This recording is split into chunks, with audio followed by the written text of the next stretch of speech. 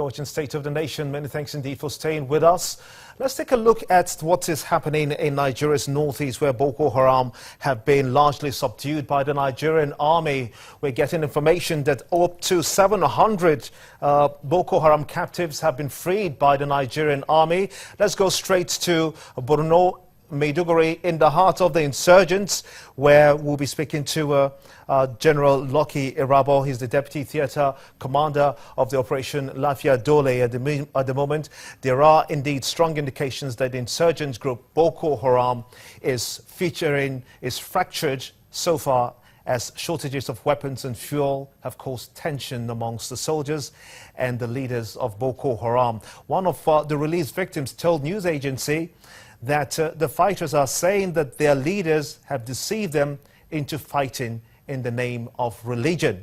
Now, how does that play out for the insurgent group Boko Haram that has been largely degraded by the Nigerian forces at the moment? Well, the group abducted an estimated 2,000 women and girls in 2014 as they tried to create an Islamic caliphate in the northeast region of the three states of Borno, of course, Yobe and Adamawa. The Nigerian forces have continued to escalate offensive against the insurgents, and today the president himself, Muhammadu Buhari, is confident that the IDPs can begin to relocate to their homes in those three states. But we're going to get across to the Deputy Commander Operation Lafia Dole. He is indeed the Major General Lucky Irabo, as soon as we're able to establish that link with him. But first of all, let's take a short break. You're watching State of the Nation at this time. We'll be back in just a moment. Stay with us. Questions plague our minds about our health. The search for answers sometimes seem evasive. Health Matters takes care of that. Catch the show on Channels Television to settle uncertainties and doubts about medical conditions. Learn the facts as experts furnish you with up-to-date information on diseases and disorders. Live on Health Matters every Saturday at 12:30 p.m. Every day you invite us to your home. Now we invite you to our homepage. Join Channels Television on social media. Hang out with us on Google /Channels Television. Follow us on Twitter at Channels TV. Friend us on Facebook.com /Channels Forum. And don't forget to like our page. That's not all. Subscribe to our YouTube channels, youtube.com /Channels Web, to get constant video updates and news and events in Nigeria and around the world. ChannelsTV.com. The news at your fingertips.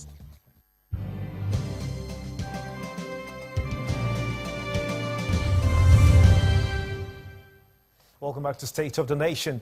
Now, lawmakers at the House of Representatives declined approval for the road safety to introduce speed limit devices. And expectedly, a report is expected at the House of Representatives within 4 weeks' time. The Co-Marshal Oyeyemi Boboye, the CEO of the Federal Road Safety Corps, now joins me. I want to thank you so much indeed for coming on the show at this time. We understand that there has been terrible traffic on your way getting to the office here. But let me start by asking you, a speed limit device, is this serious? Thank you. Good evening. Can you hear me?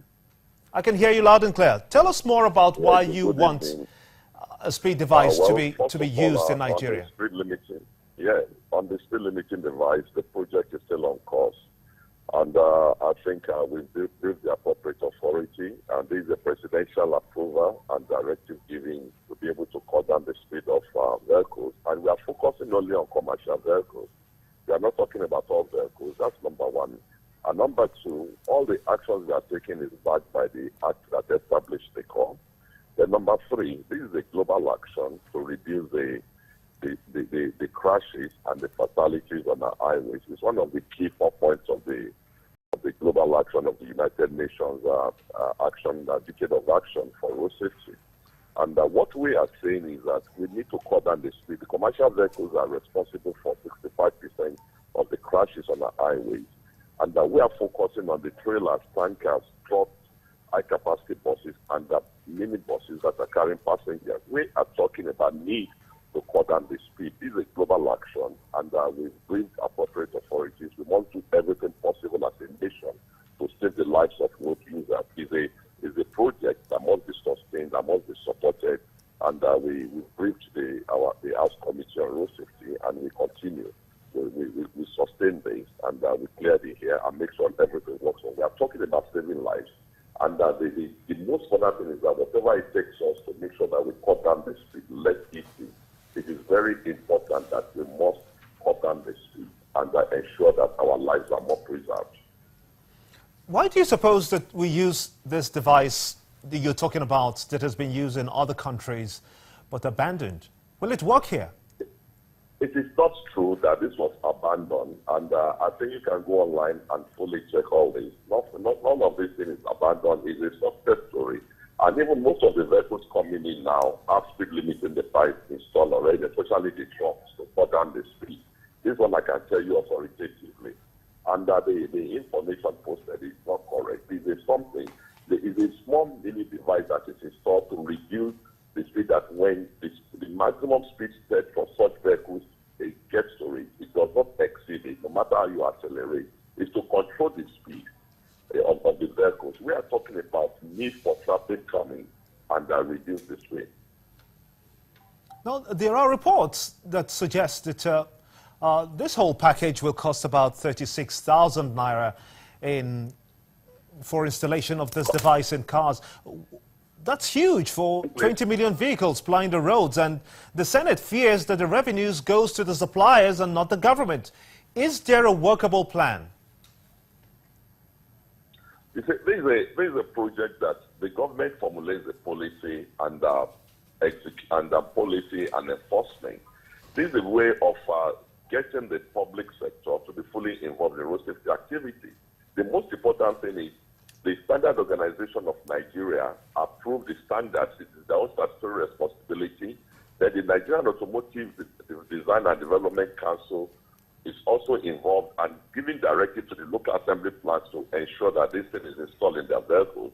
And the call is just handled with the enforcement to ensure that this thing is enforced, and accredited vendors are being engaged. The pricing, the call and the fund has nothing to do with the pricing, and the price is not as high as that. The most important thing is this is something you install once and for all. It's not an everyday affair. So let me give you an example. If you can afford to buy a trailer or tanker for 45, 50 million, I don't think it's too much for you to install this device that will save this vehicle being destroyed or being involved in crash due to speed violations, the speed problems. I think we need to get it right in the country. This is something you install. You have a vehicle for a bus now. You are talking about 12 million. And I don't think it's too much to install something that will reduce the speed of the driver from exceeding the approved speed limit. I don't think it's too much. We are talking about safety. When a crash occurs in a minibus, the passengers are involved, more lives are lost. And we must do everything in the country to ensure that we cut down the speed. The speed of these buses, tankers, trailers are too much. And everything possible, we need this understanding of us to ensure that we cut down the speed we save more. This is our primary responsibility in the act to minimize the way. And we must bring in all available modes of operations to ensure that we cut down the speed. It's very important.